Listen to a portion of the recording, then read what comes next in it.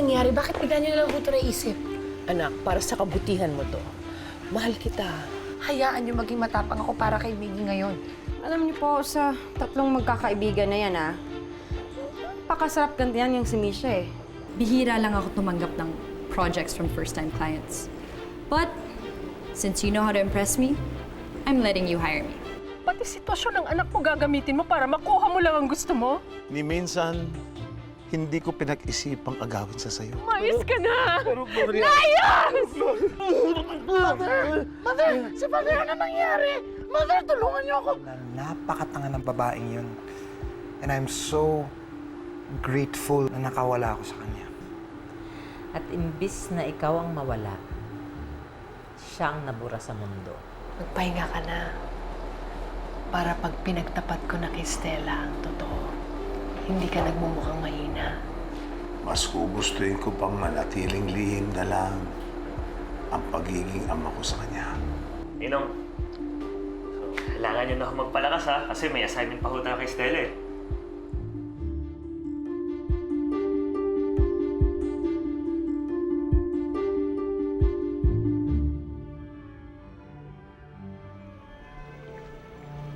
Excuse me, where's your boss? Kanina ko pa siya hinahanap, wala naman siya dito. Andiyan na po siya, Mami. Nag-iikot-ikot lang po. Ha?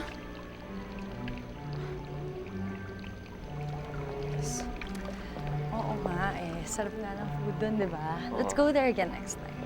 Basta. Sige. Basta let's plan a beach trip. Sure. I wanna go to El Nido. Oh, Miss Marjorie. I'd like you to meet my boyfriend, Mrs. Perry. Our client, Miss Marjorie. Hi, good evening. Sorry parami na kasi ng parami yung mga guest. Pwede bang mag-work muna ang girlfriend mo? Love, mukhang nasa-stress na yung client namin. Pwede bang iwanan mo muna ako? Get a drink at the bar. Sure. See you later.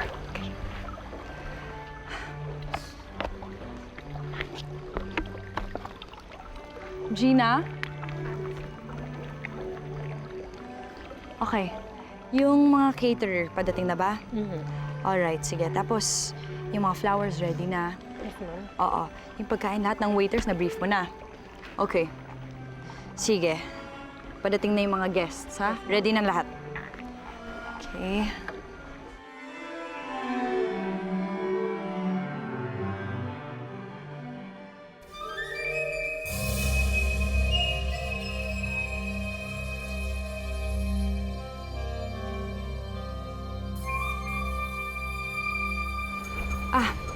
Good evening, Ambassador and Mrs. Kizuna. Manila e yokuzu. Domo arigato. You may sit here. I hope you guys enjoy the party. Sir Miguel, hindi niya ako nakilala. Sinabi ko naman sa'yo eh, pag nakadisguise ka, huwag kang mag-alala, huwag kang kabahan. Dahil walang makakakilala sa'yo. Wow, you look nice. Miss Marjorie, is there something wrong? Yes. Wala pa pagkain. Parami ng parami ang guest, pero wala pa rin food. Pasensya ka na kasi nasiraan yung catering. But don't worry, I have a second one on standby. Padating na sila in 30 minutes. You better make sure na malinis at masarap yung pagkain. Dahil ayoko talaga na may niisip guest dito na umalis, na maalala nila yung bad experience at hindi yung magandang produkto na in-offer namin sa kanila. Clear? Yes, of course. Excuse me. Gina, padating na ba yung catering? Ayos, ma'am. Tinawagan ko na. Tinatarantala na ako. Okay po. Okay? Alright. Hi, Weng, okay. Ready mo na yung mga waiters. Ipapadeliver na yung food. Sigurado niyo ano. Okay. Okay, check. Check. Joy restaurant. Ready na yung mga... Ano ba ito? Grabe, ang bagal talagang service dito. What kind of event is this? This is unacceptable, di ba? Tagal! Excuse me, sir. What seems to be the problem? Problema ko? Tignan mo yung mga waiters nyo. Gutom na ako. Ang haba ng pila. Sir, Can you lower your voice kasi nai-istorbo yung mga ibang guests? Wala akong pakialam dyan, ha? Fix your service. Oh my God! My husband! Napupulso niya ang asawa ko, please! Please, tumawag kayo ng doktor, please! Oh my God! What happened? Sir, ano po na kain? Gina! Ano to? Kunin mo yung service. Dali mo na siya sa hospital, ha? Tulungan niyo nga siya. Don't worry. It will be alright. Dadalhin sa hospital. Gina! Okay. Guys! Everybody, it's gonna be okay. Dadalhin na siya sa ospital, ha? It was no big deal. Yeah. Oh my God, Misha. Kinuha kita dahil alam ko isa ka sa pinakakilalang event organizer. Pero anong nangyari? Look, what happened? Nako, palpak! At bukod sa late ang food, may kailangan pa tayong dalhin na guest sa hospital. Anong nangyayari? Mamisha, posible po bang masyadong naging kampante ka sa karir mo kaya naging palpak ang event mo? Baka naman dahil nagkakaedad ka na, kaya makakalimutan mo na mga... Nangyari na din ba ito sa mga events yun in the past? Ano po yung masasabi Ano mang pwede mangyari dito? Anong hakbang ang gagawin ninyo dahil sa nangyari? Kasi hindi ba may sumapo tayo sa'yo? Simula pa lang yan, Misha.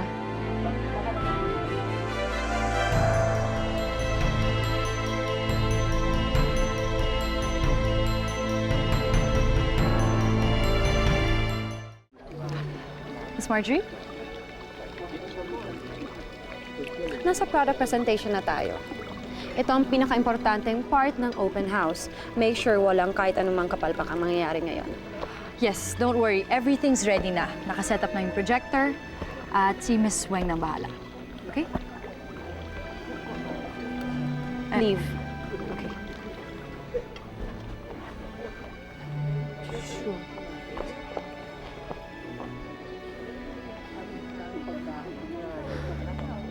Good evening, everyone. Thank you all for coming. Nako, nag-enjoy ba kayo sa food nyo? Tama na ang daldal! Umpisa na ang show! Hubad na! Anong klaseng party ba ito, ha? Who let this drunk guy in? Anong pinagsasasabi mo? Hindi ako lasing, ha? Oh my God! Security! Misha! Misha, security! Oh my God! Ay! Oh my God! Ay, nako! Ay! Oh my God! Security! Security!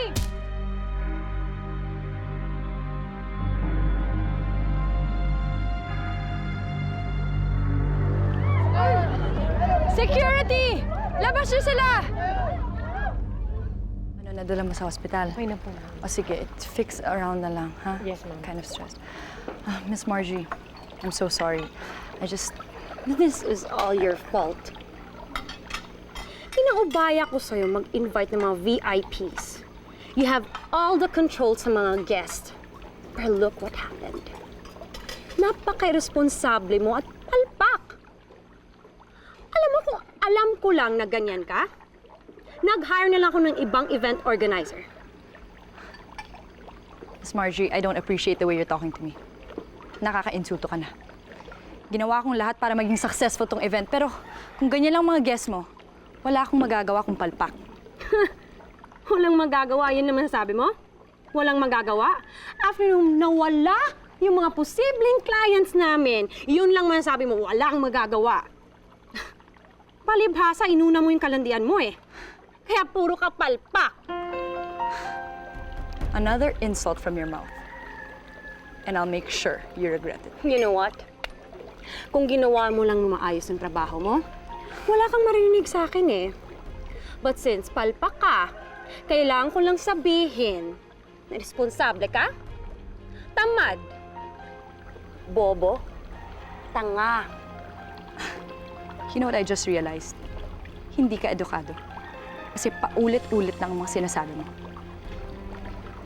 You have such a small vocabulary. Katulad ng utak mo.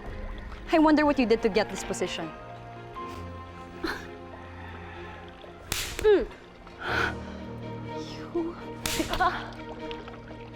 What do you think?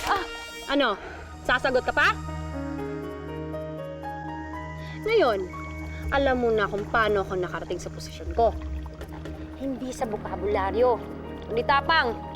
Intindihan mo? Pues, let's see how far you'll go. Hindi pa tayo tapos. Ah! Ganun, ha? Yeah, ganun talaga. Let's see what my lawyers will think about it. Tama na, tama na. Bitawan mo. Bitawan mo. God, security! Guards! Security! Sir, ilayo niyo na itong babaeng to. Ano? Ako pa? Ano, dyan ka magaling, ha? Magtago sa pantalon ng lalaki, ha? Oy, magsama pa kayong dalawa! Hindi ko kayo uurungan! Taya ka! Okay ka lang ba? Barry, get me out of here. This is a nightmare. Tara na. Tama na yan. Hindi mo naman pala siya regular na kliyente. Ibig sabihin, hindi niya talaga alam kung paano ako magtrabaho. Hindi naman yun ang wino-worry ko eh. Kahit mawalan pa ako ng mga projects, kaya ko naman mabuhay na hindi nagtatrabaho. Yun naman pala eh. Tama na yung pagmumukmuk mo. Ang sakit-sakit lang kasi ng mga sinabi niya eh. Hindi ko matanggap coming from her. Parang ang hirap sikmurahin. Bobo daw ako. Is she crazy? Misha, alam mo naman yung totoo, di ba? So why bother? Siyempre. Di naman ako papayag na insultin ng mal-edukadong babaeng yun, no? And she had no right to hit me. That bitch. Wait till I get a hold of her.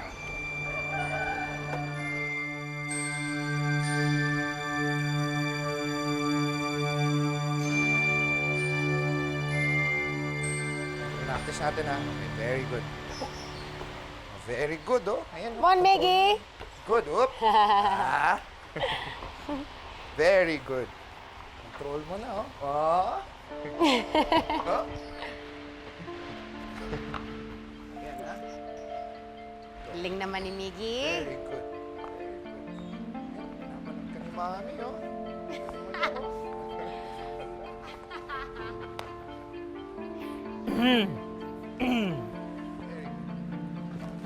Muli po, kayo pala.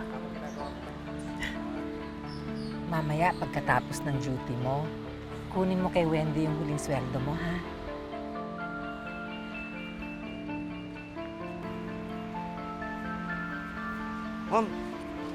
Ma'am, iusap po ako. Huwag niyo po kalasan ng trabaho. May sakit lang po anak ko, kaya fit po ako ngayon. Mawalan ako ng pambiling gamot kung sisisantahin niyo po ako. Hindi ko kasalanan na may sakit ang anak mo. Kaya hindi dapat ako ang mapeperhisyo sa nangyayari sa kanya. Bumalik ka na sa pwesto.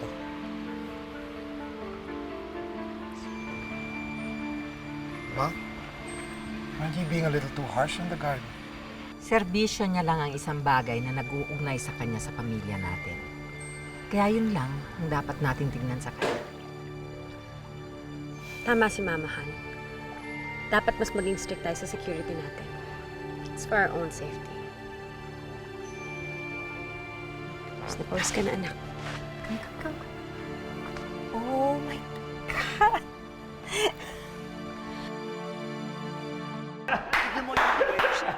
Pare, ang galing mo, sobra, ang galing mo. Yung eksena yung dalawa ni Paring Cool, pare, galing, para talaga kayong lasing na lasing. Kaya yung mga nandong tao, kumbinsidong, ang galing mo. Siyempre, ako pa. Galing mo. Teka, sino ba yung kinuha niyong kunaring na food poison? Kasama yun sa team na binayaran natin para bumangga doon sa catering service. Para hindi makarating. Nong, ito lang, singit lang ako ulit, Pero para sa akin, ang best performer of the night, walang iba, kundi si Megan, alias Marjorie! Bawa naman daw! Ang galing nito, ang galing, sobra. I agree. Alam mo, simula sa simula hanggang huli, ikaw ang nagdala ng buong palabas. Naku naman! Actually, natakot na ako doon sa part na pinagsasampal niya siya eh. Ay, grabe yan. Mukhang dalang-dala talaga siya eh. Naku, pasensya na, pasensya na, Misha. Naku, una na magpasok ng dikit kay Perry eh. Ayun tuloy, yun na pala niya. Stella, ano masasabi mo dun sa execution natin dun sa plano mo? Kontento ka ba? Okay naman po. Masaya naman ako. Kaya lang, parang medyo nagigilty pa rin ako sa nangyari kay Misha eh.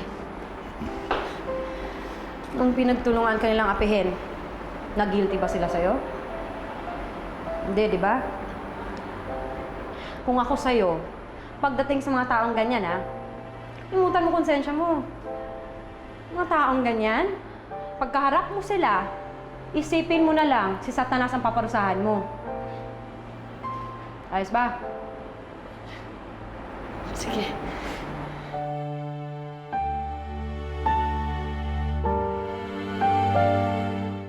Stella, ngayong tapos na yung first round na paghihiganti mo kay Misha pati kay Lucci. O, si Dina naman ang susunod natin. Paano nga ba natin pagkahuluyan yung babae niya? Naku, hindi ko alam pero si Dina, pinakamatapang sa tatlong yon. Di kung ganun, kailangan pala talaga natin pagplanuhan. Kailangan matakot natin siya ng gusto. May naisip ka na ba? Hindi ko pa alam kung paano ko isasagawa yung plano.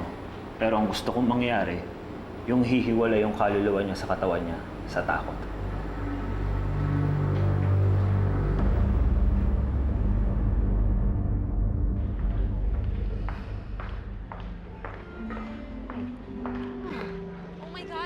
Security!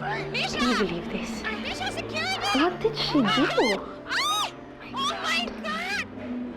Ay, naku! How did that even happen? Oh my God! Security! Hey, girls! Security! I really don't know kung paano ka nakakaarte ng normal after na nangyari sa'yo last night. It's already on YouTube. At alam na ng lahat kung anong kahiyan ang sinapit mo, Misha. I already talked to my lawyers about that. Sila na bahala mag-ayos ng problema mo. At times, lawyers can do more harm than good. Kaya ang dapat mong gawin, tumahimik. Maybe mag-disappear ka for a little bit. Why should I do that? Ako na nga ang inagrabyado. Ako na nga ang pinagsalita ng kung ano-ano at nasampal. Ako pang magtatago at aatras? Hello? Misha, hindi ka namin pinapaatras sa laban. Iniiwas ka lang namin sa mas malaking skandalo. Sa bagay, why won't I listen to you guys? Kayo nga pala ang mga veterana sa kung ano-anong mga skandalo. Well, Misha, if you don't wanna listen, that's fine. Sana lang, next time, kapag ka nag-organize ka ng event, sana ayusin mo na mabuti para hindi siya pinapasok ng kung ano-anong problema. Right. Kung minsan, konting sipag lang ang kailangan. Huwag mong iasa lahat sa staff mo para hindi ko ano-anong problema pumapasok sa'yo.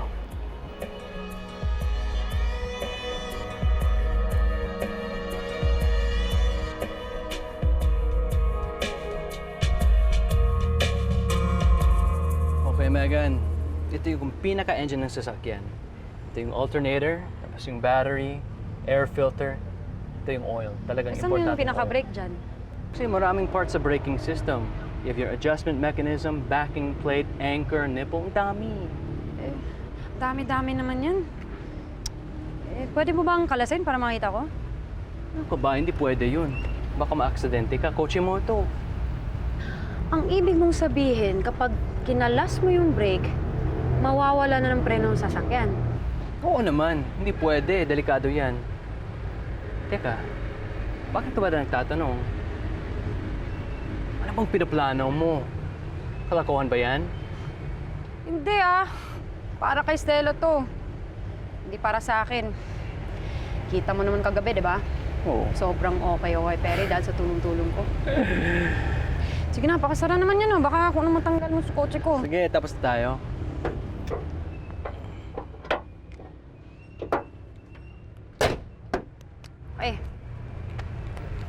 Mag-merienda na lang tayo. Gusto mo? Libre kita. Nakabenta ako kanina, kaya free ako ngayon. Huwag na. Malakad pa ako eh. Wait. Dinner. Gusto mo? Type mo ba ako? Hindi Concern lang ako sa'yo. Payat mo ngayon. Kala ko type mo ako eh. Pagka iyaya mo kasi sa akin, parang date yun eh. Sige, spit na ako. Alis ka dyan! Ingat.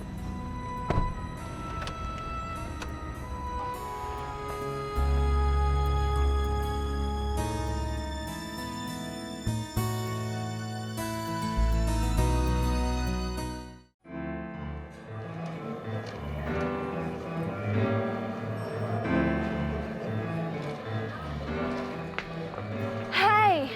I am so sorry to keep you waiting. I'm Tina Carbajal. It's fine. Have a seat. Thank you. I'm Charito, Chato for short. I'm representing a well-known wedding planner who's currently working on a secret garden wedding of a well-known beauty queen and a wealthy prince from a neighboring country. Really? Well, that's a very confidential event at wala namang nalik na information about that. Sa Tagaytay ito gaganapin. And we will have very, very exclusive media coverage. Now, fortunately for you, Miss Carvajal, our client requested na yung magazine nyo lang ang magka-cover ng event. Wow, really? That's amazing, and that would be a big honor for us. Thank you. Now, since this is a very confidential event, our client requested that you be the only one to cover the event. No assistant and no other staff member, understood? Oh, well, that's fine with me. Now, if that's the case, we will have you picked up tomorrow morning via helicopter para sa ocular na location. All right, I'll see you then.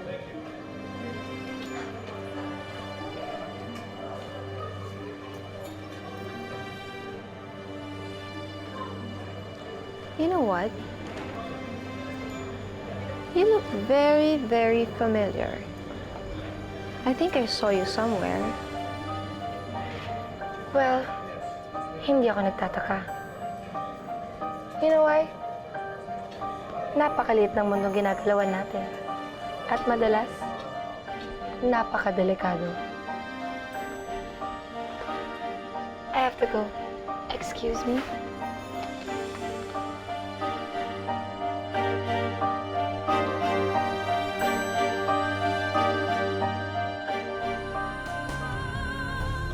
Alam ko naman na malapit na ako mamatay.